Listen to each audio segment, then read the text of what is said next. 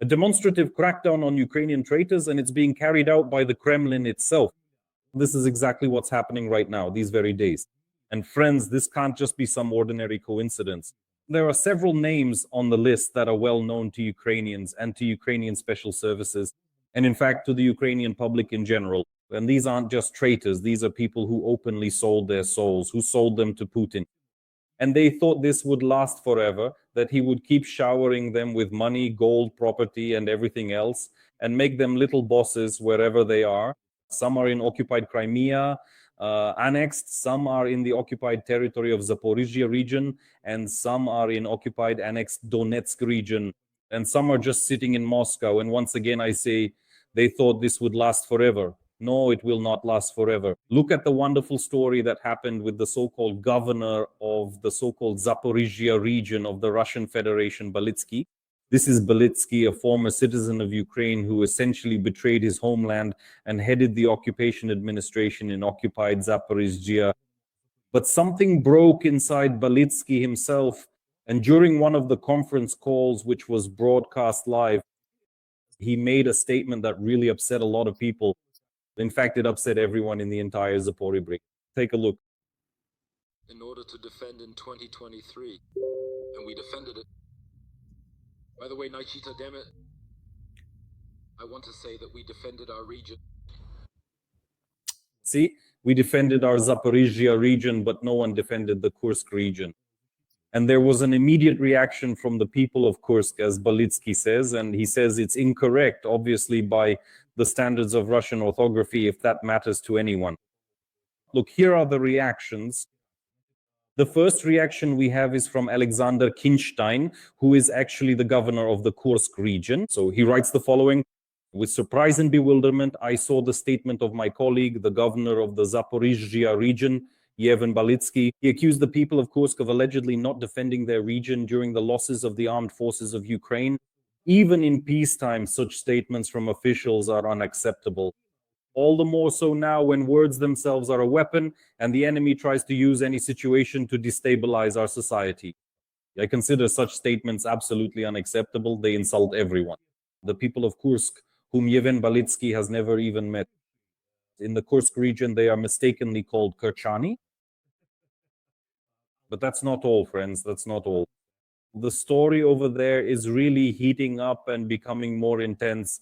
Balitsky was also reminded of his Ukrainian past. They even dug up and brought up his previous service in the Ukrainian armed forces, highlighting his background. Here's the post. And this is not just a coincidence. I'm just trying to lay out this logic for you right now.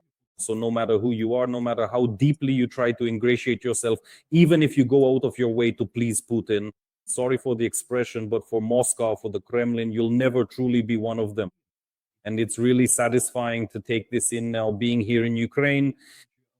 Look, they found this post by Yevhen Balitsky from 2021, where he mentions this was still before the war, before the full-scale invasion. He mentions the time, the downing of the Ukrainian Il-76 aircraft, and writes, with our fellow countrymen on board, blah, blah, blah. The year 2014, that summer day, became fatal for the Melitopol pilots. 9 crew members of the Il-76 military transport aircraft, 40 paratroopers, and members of the 25th Dnipro Air Assault Brigade were on board the plane. The plane was shot down in the sky over Luhansk as it was coming into land. That terrible tragedy instantly claimed the lives of 49 people. Our boys will always remain in the sky. Their hearts stopped beating in the sky over Luhansk. This post was made by Balitsky back when he was still a citizen of Ukraine and had not yet been accused of treason. So regarding this post, he immediately got a response from the Telegram channel Diva Mayora, a pretty serious Telegram channel, a Zed public with 1.2 million subscribers. Look at what the Memory Pill writes about Balitsky's old pre-war post Ukrainian. It specifically emphasizes Ukrainian military transport aircraft. It was carrying Punishers to the LNR in bold. Well, just look. It's written in bold right there. Entry of the Punishers. Next. Ammunition, armored vehicles for the grouping of the Ukrainian armed forces which were defending the airport of the city of Luhansk from LNR units. And so on. And the like. Punishes, glorifying the Punishes, the year 95. Then it is mentioned again. Balitsky was discharged from the reserves from the Melitopol Regiment of Military Transport Aviation with the rank of captain, and that's it, and there. So the main point is that Balitsky got carried away with history, with, let's say, his own power, and started to feel very Russian. All of this needs to be changed urgently, and I think that for Balitsky, this story could end badly. Well, or of course it might not end at all, because this is already, thank you. Another scandal that Balitsky is currently involved in is conflicts with the local Central Election Committee. The local election commission in the occupied part of Zaporizhzhia exists. And so by his order, Balitsky reduced the number of members in this election commission.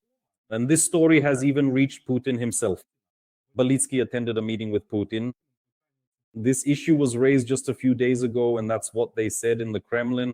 That's what Putin said. Yes, this isn't an issue for the president to decide. Sort it out there with the head of the Central Election Commission of the Russian Federation. That's it. And now there's a standoff. The head of the Central Election Commission, can't recall the name right now, starts with a P. Panfilova, I think, something like that. And Balitsky too. And the chairs are shaking over there. God willing. Now Pushilin. Today, Pushilin, thank you.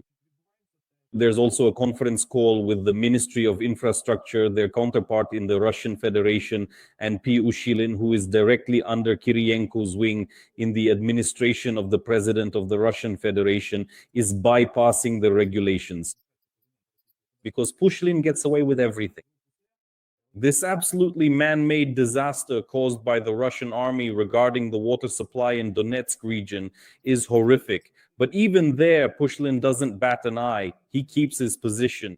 And here he, in violation of the regulations, declares that yes, for Donetsk, we need urgent assistance. We ask for tankers, water trucks to be sent. Plus there's the issue of heating, some heaters and so on. And so on. And so the head of the ministry is sitting there and he's like, this isn't even the topic of our conversation. So I have two explanations for this.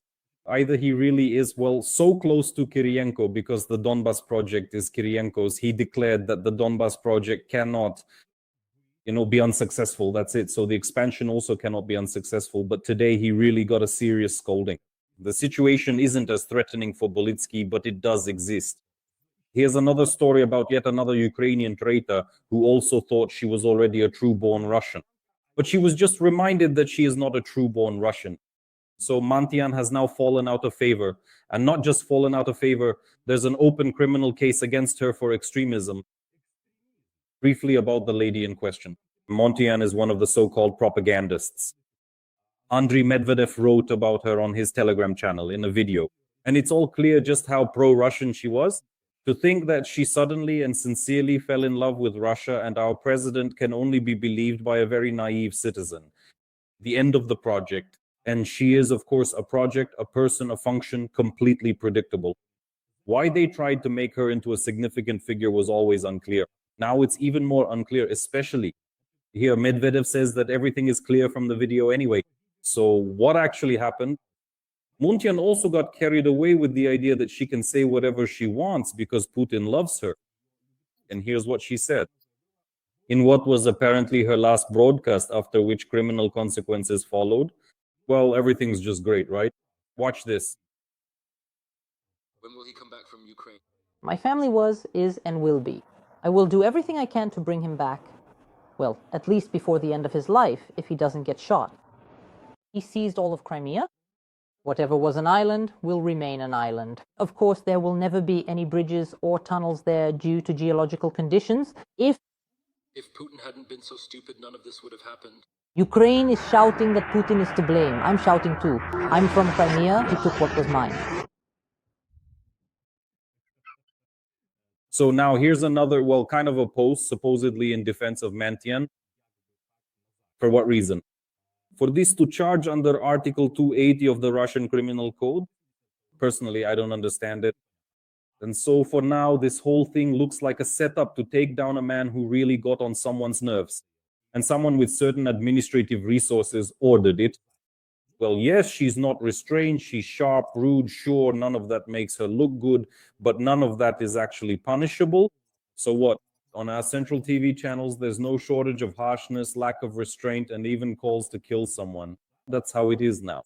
In other words, things are shaky everywhere. So if even such prominent people as Montyan aren't allowed to express their thoughts or say anything anymore, then what will happen next? And what happens next is exactly what's written here.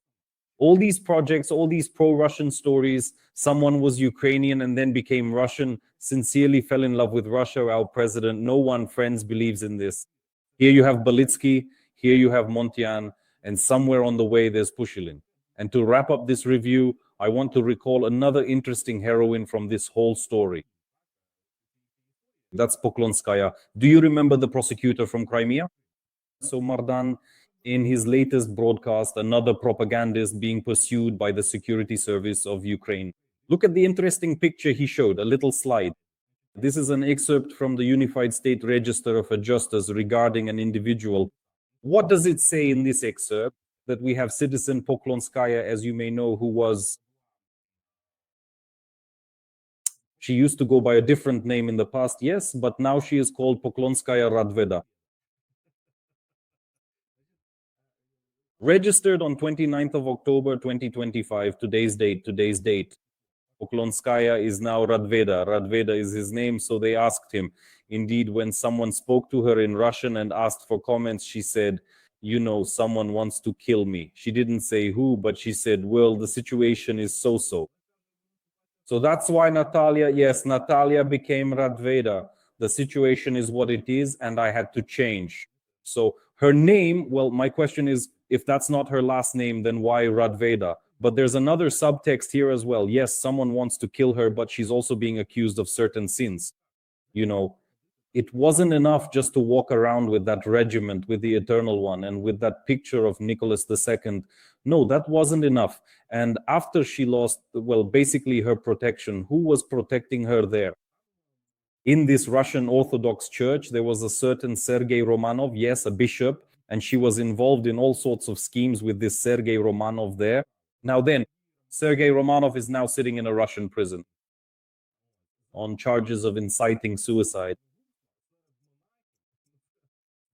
Among the nuns in the Srednyouralsk region, the person got 7 years, so that's it, and was excommunicated from the church. Poklonskaya, against this backdrop, also left the church, and let's say completely threw herself into some kind of archaic story with paganism. Because now, where is the threat to her coming from? She also wrote a book. This prosecutor also wrote a book. It's called Mice Live Slug. And there, as you can see, Poklonskaya openly expresses sympathy for paganism, denouncing Christianity and monotheism in general. This is written by Pavel Ostrovsky. Pavel Ostrovsky is a Russian priest and Instagram blogger who appealed to law enforcement. He asked them to investigate Poklonskaya for unhealthy propaganda of paganism, and he believes that the competent authorities, as he writes, should check this book for extremism, right? The same thing as Montyan. And at the same time, to get rid of the fact that this employee had gone to the school children who received it as a gift. The library is on its own. Well, indeed, Poklonska gave a speech at a school about Slavic runes, and that's actually where it all started. So here's the threat of extremism. Friends, the reasons for this are things like the use of ancient Slavic runes, the practice of paganism, and the fact that she even went so far as to change her name from Natalie to Radveda. All of these things are distinctly Russian in nature. This is the Russian space, the Russian world, where such things are possible and extremism can be pinned on anyone, even an 18-year-old girl. Loginova, who sang a song by Monetochka, to Balitsky, Montyan, Poklonskaya, and so on. At least Loginova doesn't even have Ukrainian roots. But if you do have it, Russia will never forget and will see you until your last breath as a traitor who betrayed your homeland and therefore could also betray the Russian Federation itself, excuse me, right? And the Tsar himself, and of course, Vladimir Putin. Do you understand? That's quite an interesting story. And this points to one thing, the purge, which so many have written about, and I have mentioned in my reviews that a purge is awaiting the Russian space.